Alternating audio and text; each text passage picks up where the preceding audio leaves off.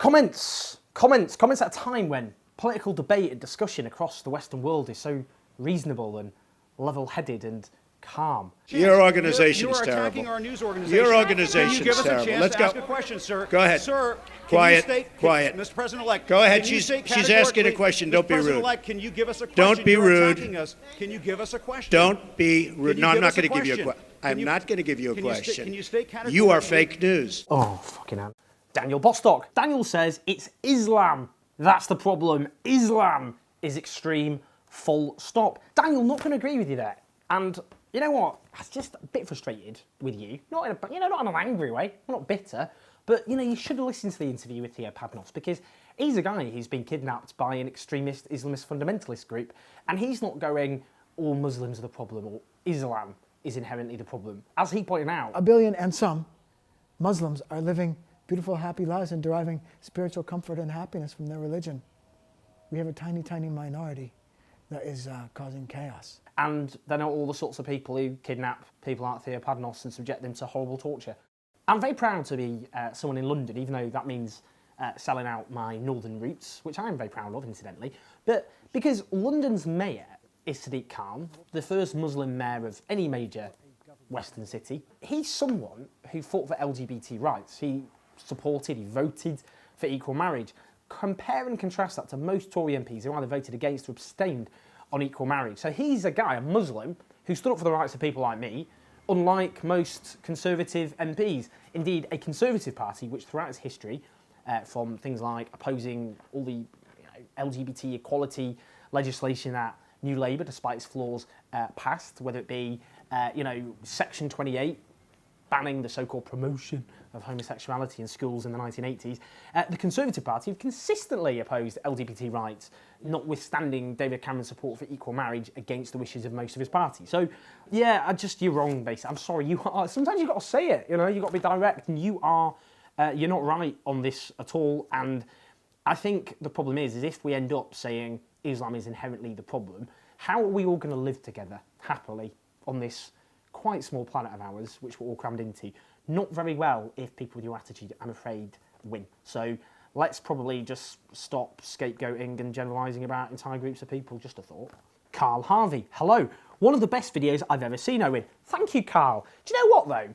I don't want to be turning on the people watching this channel, but sometimes we get comments going, we're sick of celebrities and all the rest, and why can't you interview other people? And I did that, and I genuinely think one of the most fascinating videos we've done, not because of me, because of the other guy, but far less people click on it because it's not someone you've heard of. I'm just saying, what's that all about? Anirudhu Sanyal, hello. I'm amazed by this guy. No bitterness in him after that ordeal. Huge respect. Yeah, I know what you mean. I mean, like some of us, I don't know. Someone calls us a rude word and we've got a grudge against them for the rest of our lives. This guy was kidnapped and tortured for 2 years by an extremist jihadi group. And he's not come out going, but actually he's just very calm, reasonable. I don't know, I think there's no right or wrong way to respond to these situations, but a lot of us would look at being held hostage by this group, think of it as probably the worst nightmare imaginable, and wonder how we'd ever get ourselves together. But he's someone who went through that experience, and he's getting positives out of it, in the sense he's using that experience to say things which would contribute to a more peaceful world.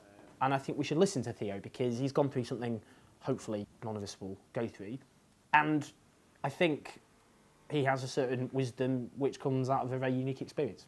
Zodiac Ergonomics. Hello, Zodiac. Theo Padnos confirms the central message of Adam Curtis's Bitter Lake, that the Islamist extremists in the Middle East are certainly a product of the West's poor foreign policy for over a century.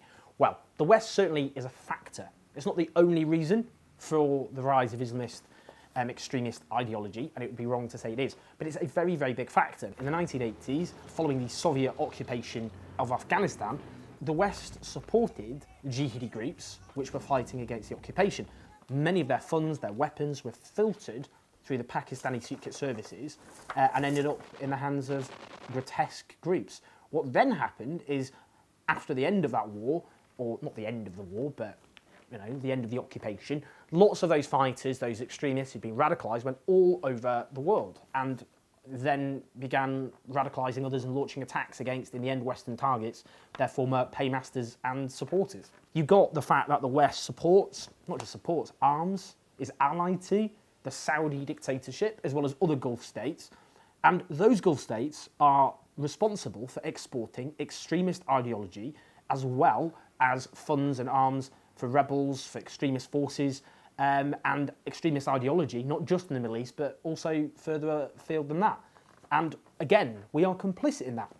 Of course, we have a role. We have a role in terms of the Iraq War, where on the false prospectus that led to that calamitous invasion, there was the argument that Saddam Hussein's repellent, but secular regime, was allied to Al-Qaeda, and that Al-Qaeda was present in Iraq. Well, it wasn't before we invaded, but after we invaded, it was absolutely crawling with Al-Qaeda. And, you know, it became then, Iraq, an absolute, you know, one of the key hunting grounds, one of the key areas, you know, of the nests of Al-Qaeda extremists. And then what happened, as Theo Padner's pointed out, you ended up with this group, ISIS, emerging in post-invasion Iraq, and then infecting Syria with the results that we've all seen. So I do think, you know, yes, obviously people have agency, you know, we can't just go, well, these people are just robots programmed by the West. Not true. But the West has made things a lot worse. Libya, we could go on, Libya, Gaddafi, a terrible, brutal dictatorship, once supported by the West, opposed by the West, supported by the West, and opposed by the West. That's Western foreign policy for you. And then following is, you know, fall, Libya, failed state, overrun again by extremists, including ISIS. So, yes, I think we need to examine our Western foreign policy, and I think we should heed what Theo says about that. Andrew Watt, dunno, like, 1348 was pretty rough. Now, that's in reference to 2016 being a bit of a grim year, but admittedly, as you point out, we haven't had a pestilence which has spread across Europe, leading to the deaths of a third of the population.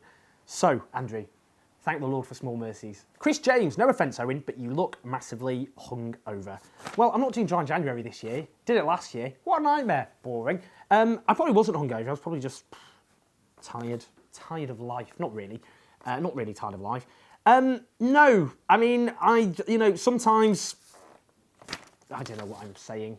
This comment will probably get cut. Or it might not be cut because Adam might include it out of spite. And if so, I hate you, Adam, on the record.